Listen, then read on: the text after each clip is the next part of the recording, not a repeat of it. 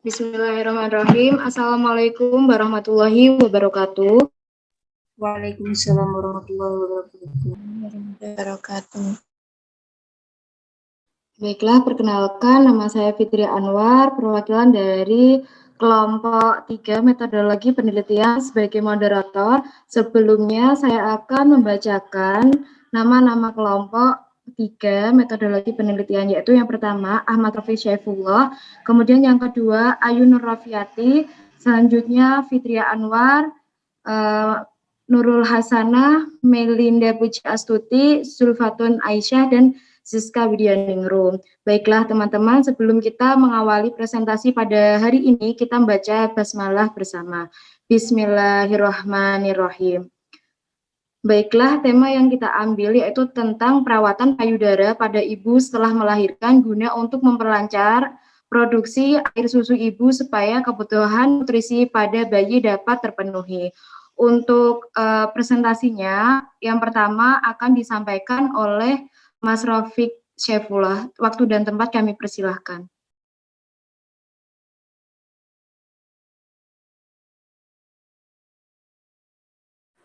Perawatan payudara pada masa nifas merupakan suatu metode untuk meningkatkan produksi ASI dan juga dilakukan untuk mempersiapkan payudara agar dalam kondisi baik saat menyusui bayinya sejak sedini mungkin. Setelah melahirkan, diawali dari perawatan kebersihan payudara sebelum menyusui maupun setelah menyusui. Selain untuk menjaga kebersihan area payudara, perawatan payudara juga berguna untuk melancarkan produksi ASI, mencegah terjadinya lecet pada area puting, dan agar puting susu tidak mengeras. Karena apabila puting susu mengeras, penyebabnya terjadi penghambatan keluarnya ASI. Perawatan payudara pada ibu setelah melahirkan senantiasa untuk mempersiapkan ibu memiliki keinginan untuk segera menyusui anaknya, sehingga untuk menghindari ibu agar tidak menolak untuk menyusui bayinya.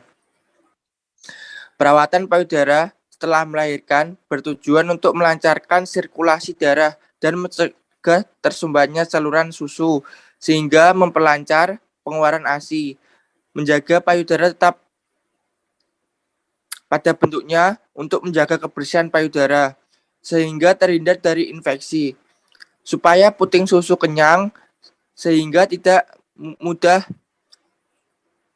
lecet, untuk menonjolkan puting susu sehingga mudah menyusui pada bayi, untuk mencegah adanya ketidaknormalan pada payudara atau mendeteksi adanya kelainan.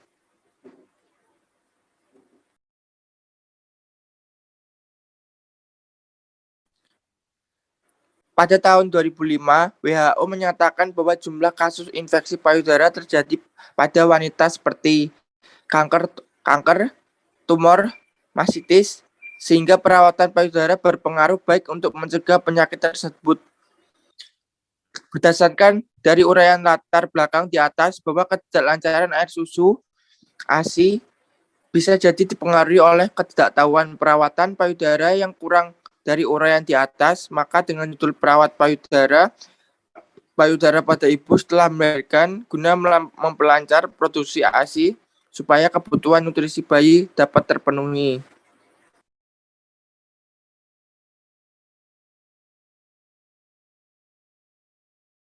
Baiklah, terima kasih atas presentasinya dari Mas Ahmad Rafiq. Untuk selanjutnya, rumusan masalah dan tujuan penelitian akan disampaikan oleh Mbak Ayu. Silakan, waktu dan tempat kami persilakan. Baik, terima kasih Mbak Fitria. Selanjutnya saya akan membacakan rumusan masalah dan tujuan penelitian. Yang pertama yaitu rumusan masalah berdasarkan uraian dari latar belakang. Maka yang menjadi rumusan masalah dalam penelitian ini dapat dirumuskan apakah ada hubungan perawatan payudara pada masa setelah melahirkan. Yang selanjutnya yaitu tujuan penelitian. Yang pertama yaitu tujuan umum, ada untuk mengetahui perawatan pada payudara dengan baik dan benar. Dan yang kedua yaitu supaya ASI bisa meningkatkan sesuai dengan kebutuhan nutrisi pada bayi. Yang kedua itu ada tujuan khusus. Yang pertama untuk mengetahui masa setelah melahirkan. Yang kedua untuk mengetahui pengertian ASI. Yang selanjutnya untuk mengetahui anatomi payudara supaya dapat melakukan perawatan payudara dengan benar. Dan yang selanjutnya untuk mengetahui faktor dan sumber yang dapat meningkatkan produksi ASI. Dan yang selanjutnya untuk mengetahui perawatan payudara setelah melahirkan. Dan yang terakhir untuk mengetahui urutan perawatan payudara pada ibu setelah melahirkan. Baik, terima kasih Mbak Yun. Untuk yang bab kedua, tinjauan materi itu ada masa setelah melahirkan yang akan saya jelaskan.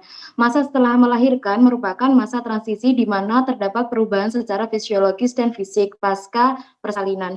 Salah satunya yaitu terdapat nyeri perineum akibat dari ruptur dan rasa cemas yang berdampak pada rasa ketidaknyamanan yang dirasakan setelah postpartum. Kondisi ini menyebabkan ibu kesusahan untuk melakukan aktivitas, perasaan lelah, cemas, terhambatnya inisiasi menyusui dini. Kemudian masa ini merupakan masa yang penting untuk tenaga kesehatan untuk memantau karena pelaksanaan yang kurang maksimal dapat menyebabkan ibu mengalami berbagai masalah, bahkan dapat terjadi komplikasi pada masa nifas. Dari beberapa komplikasi tersebut ada salah satu yaitu pemenuhan nutrisi pada bayi karena kurangnya asupan ASI dari ibu dikarenakan saat pengeluaran ASI belum bisa lancar. Kemudian untuk pengertian air, susu, dan ibu atau ASI akan dijelaskan oleh Mbak Meilinda. Waktu dan tempat kami persilahkan. Terima kasih. Di sini saya akan melanjutkan untuk penjelasan pengertian air susu ibu atau ASI. ASI merupakan cairan khusus yang keluar langsung dari payudara ibu untuk bayi. ASI adalah makanan bayi yang paling utama dan sempurna, serta murah dan praktis karena langsung diminum dari payudara ibu.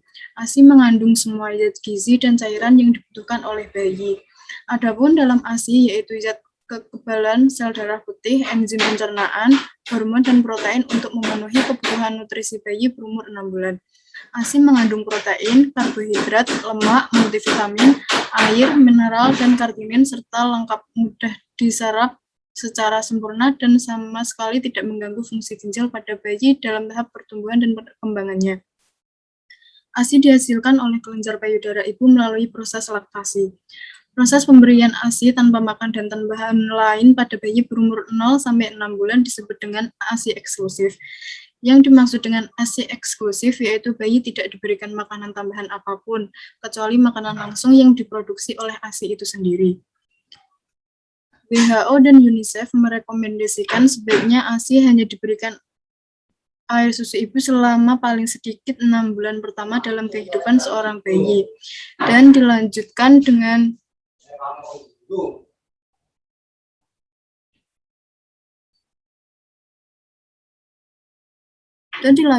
makanan pendamping sampai usia 2 tahun dalam rangka untuk menurunkan tingkat kematian dan kesakitan pada bayi.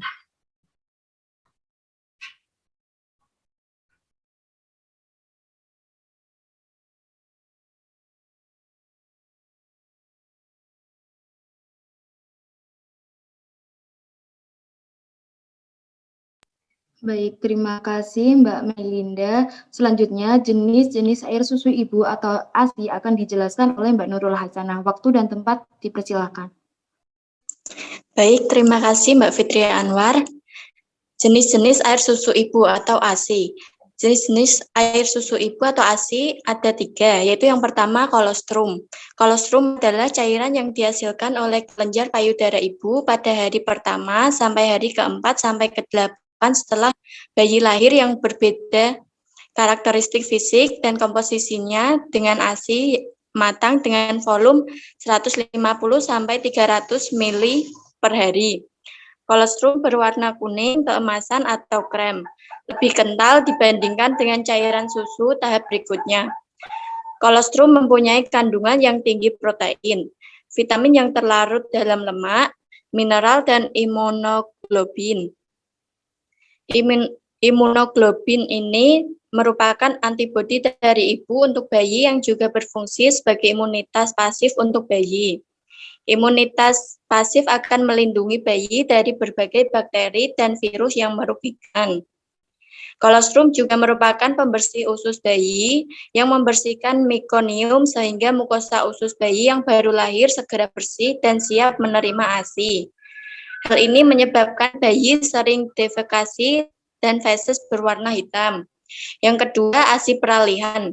ASI peralihan, ASI yang dihasilkan setelah kolostrum atau 8-20 hari, di mana kadar lemak, laktosa, dan vitamin larut air lebih tinggi dan kadar protein, mineral lebih rendah, serta mengandung lebih banyak kalori daripada kolostrum.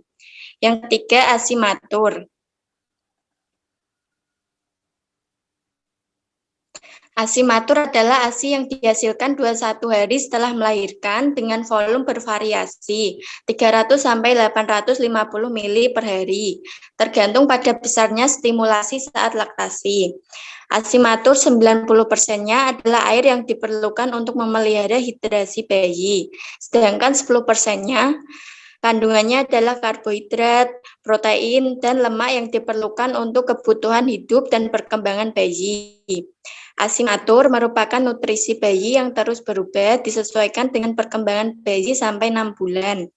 Volume ASI pada tahun pertama adalah 400-700 ml per 24 jam. Tahun kedua 200-400 ml per 24 jam. Dan sesudahnya 200 ml per 24 jam. Ada dua tipe ASI matur, yaitu yang pertama formic, yaitu jenis ini dihasilkan selama awal menyusui dan mengandung air, vitamin-vitamin, dan protein. Yang kedua, hand milk, yaitu jenis ini dihasilkan setelah pemberian awal saat menyusui dan mengandung lemak tingkat tinggi dan sangat diperlukan untuk pertambahan berat bayi.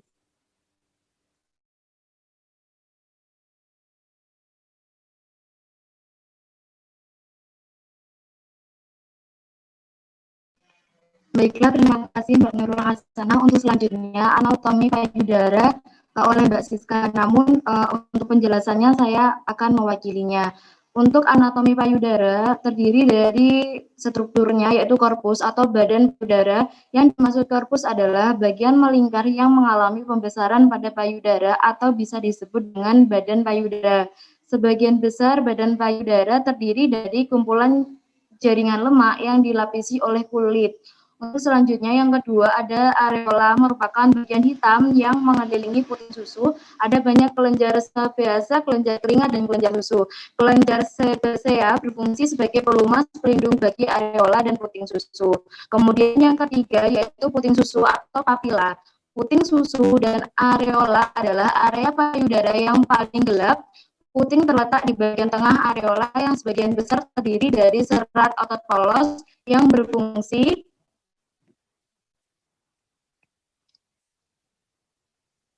mohon maaf Mbak, slide-nya bisa dikebawakan. Baik, terima kasih. Yang berfungsi untuk membantu puting agar terbentuk saat distimulasi. Selama masa pubertas anak perempuan, pigmen yang berada di puting susu dan areola akan meningkatkan sehingga warnanya jadi lebih gelap dan membuat puting susu semakin menonjol.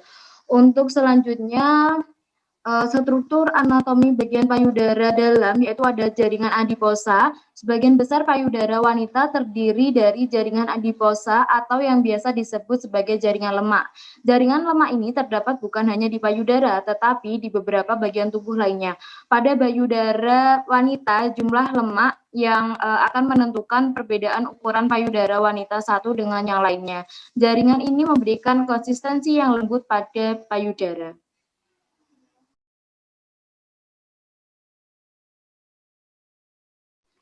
Untuk selanjutnya yang kedua yaitu lobulus, lobus, dan saluran susu. Merupakan kelenjar susu salah satu bagian dalam penyusunan korpus atau badan payudara yang terbentuk dari kumpulan-kumpulan alveolus sebagai unit terkecil produksi susu. Lobulus terkumpul kemudian membentuk lobus. Dalam satu payudara wanita umumnya terdapat 12-20 lobus.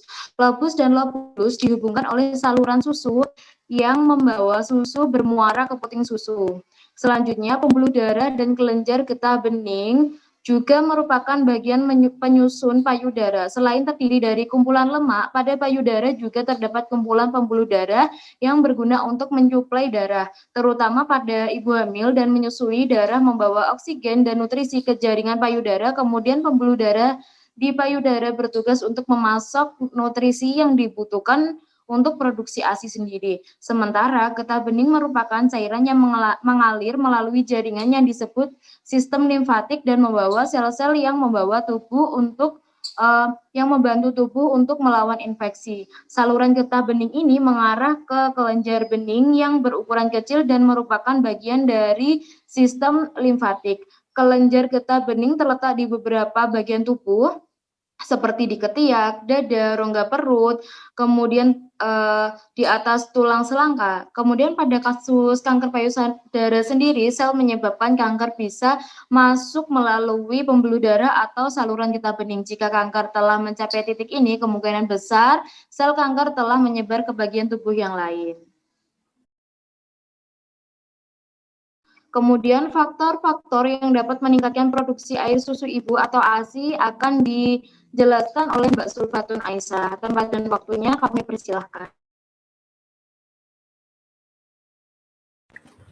Baik, terima kasih Mbak Fitria. Untuk yang E, ada faktor-faktor yang dapat meningkatkan produksi air susu ibu atau ASI. 1. Memijat payudara. Melakukan pemijatan yang benar pada payudara akan membuat produksi ASI meningkat.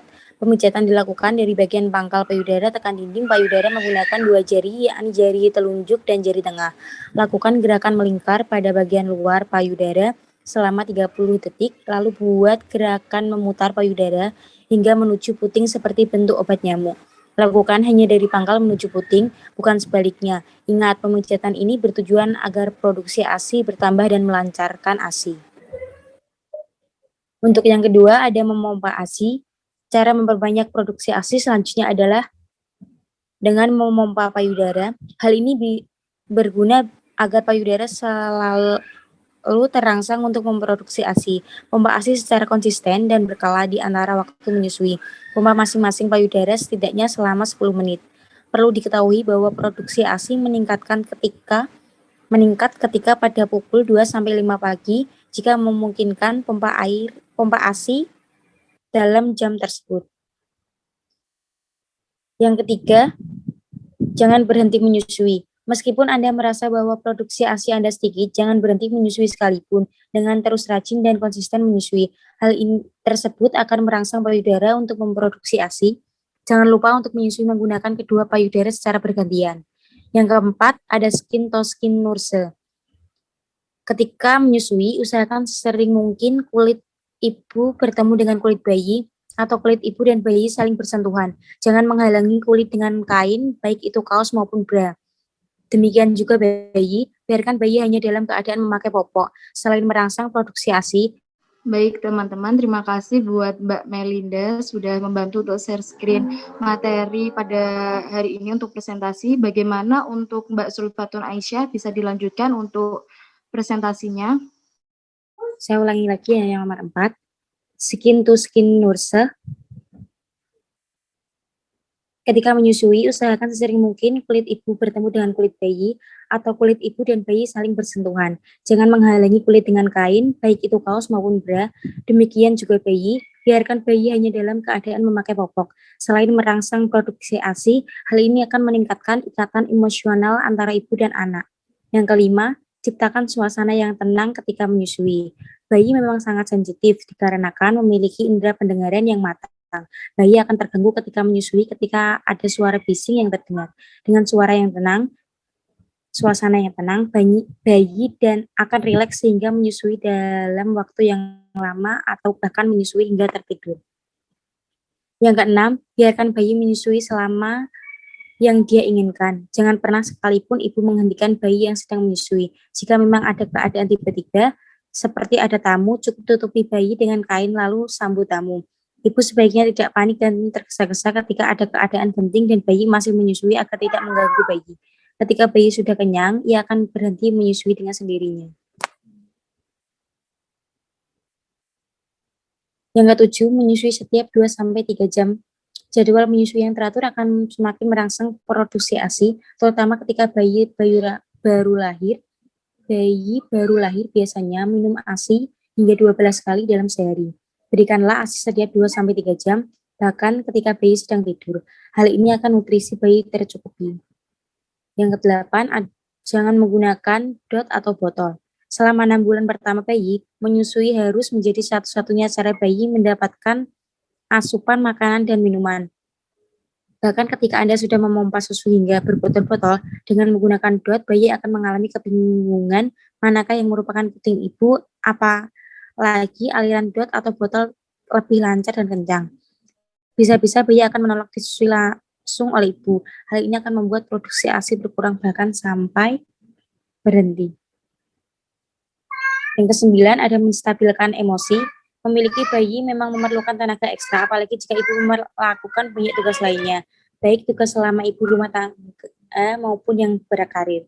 Ketika Anda merasa stres, hal ini akan membuat produksi ASI terganggu karena hormon dalam tubuh terguncang. Ibu bisa meminta tolong pada pasangan atau keluarga untuk mengurus keperluan sehari-hari dan teman kerja untuk mengurus kerjaan Anda. Yang 10, mencukupkan waktu tidur. Terkesan mustahil memang, apalagi bayi memang sering bangun tiba-tiba. Atur jadwal tidur Anda, misal ketika bayi tidur maka ibu juga ikut tidur. Bisa juga dengan mengurangi kegiatan di dalam maupun di luar rumah. 11, makan makanan bergizi. Selama masa menyusui dan eksklusif, ibu memerlukan tambahan asupan kalori sebesar 300-500 kalori setiap hari. Makanan bergizi dan sehat akan meningkatkan produksi dan kualitas ASI. Tidak ada makanan tertentu untuk dikonsumsi, yang penting bergizi dan sehat. 12, banyak mengonsumsi air mineral. Rutin dan mencukupi kebutuhan air mineral akan membantu ASI agar terus diproduksi secara teratur. Tidak hanya air mineral, minum jus tanpa gula baik buah maupun sayur akan memperbanyak ASI. Hindari minuman yang mengandung bahkan kimia dan kafein karena akan mengaruh buruk pada bayi. 13, meminum suplemen penambah ASI. Bagi Anda yang masih saja memproduksi ASI dalam jumlah yang sedikit, Anda bisa mencoba untuk meminum suplemen penambah ASI, namun tentu saja dengan berkonsultasi terlebih dahulu dengan dokter kandungan atau bidan. Suplemen mana yang cocok untuk dikonsumsi. 14, tidak mengonsumsi obat-obatan selain suplemen penambah ASI. Dokter kandungan maupun bidan biasanya menyarankan pada ibu untuk mengonsumsi obat-obatan baik selama masa hamil maupun menyusui.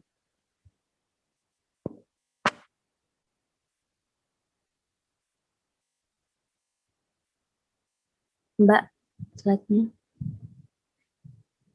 Hal ini dapat mempengaruhi atau berdampak buruk bagi bayi sebagai akibat dari bahan-bahan kimia yang ada dalam obat.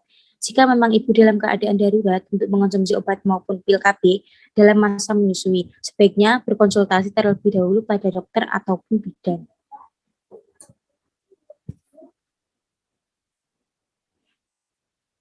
Baik, terima kasih Mbak Sulfatun Aisyah. Untuk selanjutnya, materi tentang proses menyusui dan perawatan payudara akan dijelaskan oleh Mbak Ayun. Waktu dan tempat kami persilahkan. Baik, terima kasih Mbak Fitria. Yang selanjutnya saya akan menjelaskan proses menyusui dan perawatan payudara.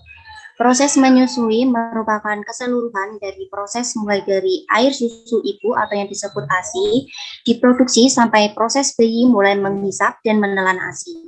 Proses menyusui adalah cara yang tepat untuk memenuhi kebutuhan nutrisi pada bayi. Selain itu akan membangun kedekatan antara ibu dan bayi, membangun hubungan yang hangat antara ibu dan bayi. Produksi ASI diukur 4 kali, yaitu 1 kali sebelum dilakukan perlakuan dan 3 kali setelah diperlakukan. Kemudian diukur rata-rata jumlah produksi ASI. Produksi ASI diukur dengan melihat jumlah ASI yang keluar. Perawatan payudara pada ibu setelah melahirkan dapat membantu melancarkan keluarnya ASI, dapat dilakukan dengan cara pengurutan dan pemijatan sehingga apabila terdapat sumbatan pada ductus capiverus dapat dihindari sehingga waktu keluarnya ASI dapat keluar dengan lancar tanpa adanya sumbatan. Dengan perawatan payudara juga mampu merangsang ekskresi hormon oksitosin sehingga dapat merangsang produksi ASI. rangsangan puting susu dilakukan dengan perawatan payudara, menghasilkan latihan seperti efek saat bayi melakukan hisapan pada puting payudara dan memperlancar ASI. Dan yang selanjutnya yaitu langkah-langkah perawatan payudara. Yang pertama, tahap persiapan ada mengecek program terapi. Yang kedua, mencuci tangan. Tiga, mengidentifikasi pasien dengan benar. Yang keempat, menyiapkan dan mendapatkan alat ke dekat pasien. Yang kedua yaitu ada tahap kerja. Yang pertama, menjaga privasi. Yang kedua, mengajak pasien membaca basmalah. Yang ketiga, mengatur posisi pasien duduk dengan nyaman. Yang keempat, memasang handuk di bawah perut dan di bahu sambil melepas pakaian atas. Yang kelima, mengopres kedua puting menggunakan kapas yang dibasahi oleum kokus hangat selama 2-3 menit. Kemudian angkat kapas sambil membersihkan puting dengan gerakan memutar dari dalam keluar. Yang keenam, dengan kapas oleum yang baru membersihkan daerah puting dari sentral keluar. Yang ketujuh, bila puting interfet, lakukan penarikan menggunakan metode Hoffman agar puting keluar. Yang kedelapan, membasahi kedua telapak tangan dengan oleum kokus. Yang kesembilan, melakukan pengurutan gerakan satu sebanyak 20-30 kali dengan telapak tangan berada di tengah-tengah di antara kedua payudara, kemudian melakukan gerakan melingkar dari atas ke samping, ke bawah, dan ke depan sambil menghentakkan payudara. Yang selanjutnya yaitu melakukan pengurutan gerakan 2 sebanyak 20-30 kali. Tangan kiri menopang payudara kiri dan tangan kanan melakukan pengurutan dengan menggunakan sisi tangan bagian kelingking dari pangkal payudara ke arah puting, lakukan pada payudara kanan dan kiri. Yang selanjutnya melakukan pengurutan gerakan ketiga, merata ke seluruh bagian payudara. Tangan kiri menopang payudara kiri dan tangan kanan melakukan pemijatan dengan membuat lingkaran kecil menggunakan jari tengah dari pangkal payudara ke arah puting. Yang ke-12, gerakan 4 sebanyak 5 kali. Meminta pasien membungkuk ke depan, kemudian guncangkan payudara secara bersama-sama sebanyak 5 kali. Posisi ini akan membantu mengalirkan air susu keluar. Yang selanjutnya, mengguyur masing-masing payudara dengan air hangat, dingin, dan hangat lagi sebanyak kali dengan meletakkan baskom di bawah payudara dan mengguyur payudara dengan air hangat menggunakan waslap, kemudian menggunakan air dingin dan menggunakan air hangat lagi. Yang ke-14, mengeringkan payudara dengan handuk yang berada di bahu. Yang selanjutnya melakukan pijat oksitosin dan pada punggung ibu. Yang terakhir memakai pakaian atas. Yang selanjutnya ada tahap evaluasi. Tahap evaluasi terdiri dari satu, menyampaikan hasil anamnesa atau kesimpulan. Yang kedua, menyampaikan rencana tindak lanjut. Yang ketiga, mengajak pasien membaca basmalah. Yang keempat, berpamitan dengan pasien dan menyampaikan kontrak yang akan datang. Yang selanjutnya, membereskan dan mengembalikan alat dan mencuci tangan. Yang terakhir, mencatat kegiatan dalam lembar catatan keperawatan.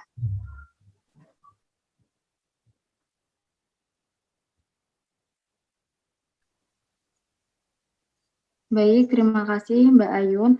Selanjutnya bab 3 yaitu ada metodologi penelitian. Yang pertama itu ada jenis penelitian yang akan disampaikan oleh Mbak Melinda. Tempat dan waktunya kami persilahkan.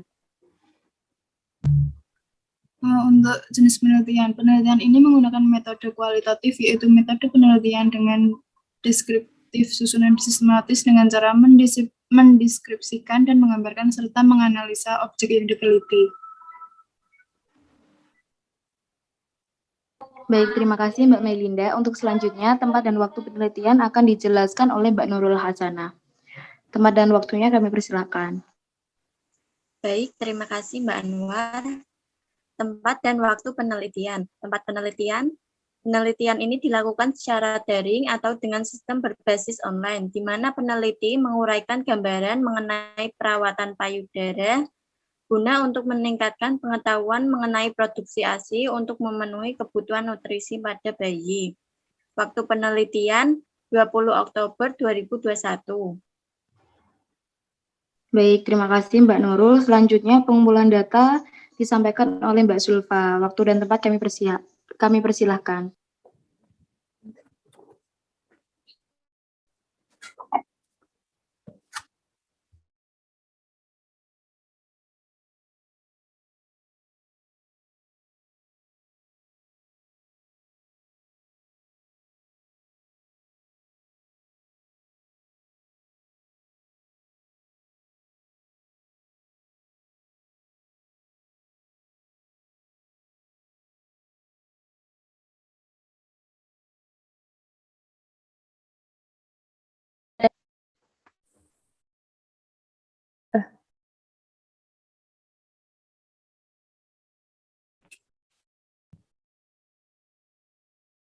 Untuk pengumpulan data, diambil dari beberapa referensi jurnal yang telah meneliti mengenai perawatan payudara pada ibu setelah melahirkan.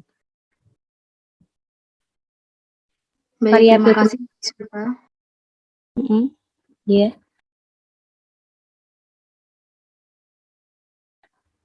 Kemudian, mohon maaf teman-teman, bagaimana suara Mbak Zulfa? Apakah terdengar? Terdengar.